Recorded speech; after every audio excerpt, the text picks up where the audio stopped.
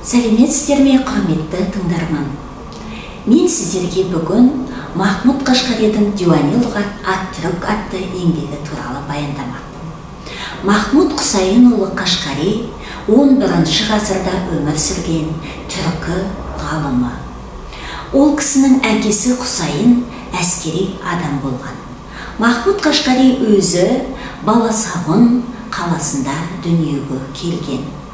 Кейіннен барып Қашқар қаласына көшіп өмір сүрген. Сондықтан да ол кісінің аты жөніндегі Қашқари деген тегі осы себеппен пайда болған. Махмуд Қашқари кейіннен Бұхара, Самарқан, Бағдат қалаларында білім алған. Бағдат қаласында жүрген кезде 1072 жылы осы түркі сөздерінің жинағын жазып бастап, 1074 жылы жазуды аяқтаған болатын.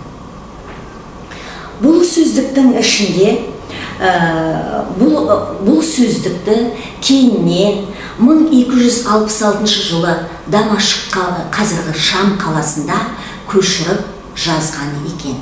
Сол көшіріп несі кейіннен барып 1915 жылы Стамбул қаласынан табылады.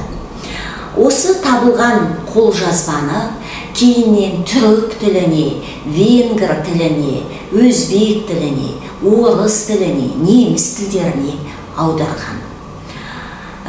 Бұл сөздікті өз кезінде кеңес ғалымдары Басқаков, Боровков, Муталибов, Кононов сияқты ғалымдар зерттеп аса жоғары баға берген. Бұл еңбектің ішінде түркі халықтарының тілі туралы, олардың тілдік диалектілер туралы, географиясы туралы, әдебиеті туралы, жер суаттары, әдет ғұрпы, салттары туралы, қару-жарақ саймандар туралы мәліметтер тоғысқан.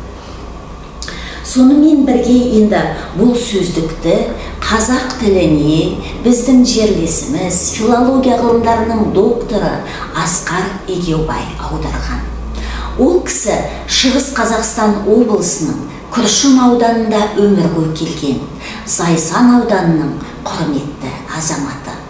Осы 3 томдық еңбектің өзі қазіргі күнде біз үшін кереметтей бір дерек көзі деп айтуымызға болады. Махмуд Қашқари осы еңбекті жазуда былай дейді: үйренушілер мен қызығушыларға керекті сөздерді тез, оңай табу үшін көп жылдар бейнет шегіп сөздерді орын-орнына қойдым дейді. Осы сөздіктің өзі ол түркі сөздерін арабша түсіндіреді. Сөздіктің өзі 8 бөліктен тұрады. Ол бөліктердің аттары Хамза кітабы, Сәлім кітабы, 3 әріпті, 4 әріпті сөздер деп осылай жіктеліп берілген. Бұл сөздіктердің өзін есімдер және етістіктер деп топтастырады. Ғалымның өз айтуынша, сол кездегі аса жиі қолданылатын сөздерді теріп жазған екен. Жиі қолданылмайтындарын жазбауға тырысқан. Сонымен бірге ол кісі сөздікті жазу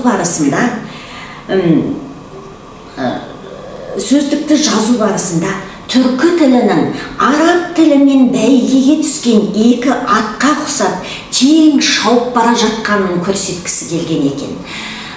Осы кітаптың өз ішіне келетін болсақ, бұның ішінде көптеген мақал-мәтелдер кездеседі, өлеңдер кездеседі, ауыз әдебиет нұсқалары. Сонымен бірге жер суаттары, ру-тайпа атаулар туралы ақпараттарды алуға болады. Мысал үшін кейбір сөздердің шығу төркінін осы кітаптан байқауға болады. Ел деген сөзді алатын болсақ, сол 2 ел, 2 бек бір-бірінен ел болыпты деген мысал келтіреді. Яғни бұл жерде ел болу деген бітімге келу, тұтасу, бірігу деген ұғымда қолданылып тұрғанын көрсетеді. Сонда қазіргі кездегі елдестірмек елшіден деген жаңағы сөздермен осы Махмұт Қашқаридың ел деген сөзінің төркінде өзара байланыс бар сияқты. Сонымен бірге ең деген сөзді айтады. Ең, ол ойпат жер деп береді. Ол еңіс деген ұғымды бүгінгі күнде еңіс деген сөзден бұл сөздің қолданысын байқауымызға болады екен. Сонымен бірге ауыз жесе көз ұялады деген мақал бар. Өгіздің аяғы болғанша бұзаудың басы болған жақсы. Аңшы қанша жол білсе, аң сонша жол білет деген сияқты әртүрлі мақал мәтелдер де кездесіп отырған.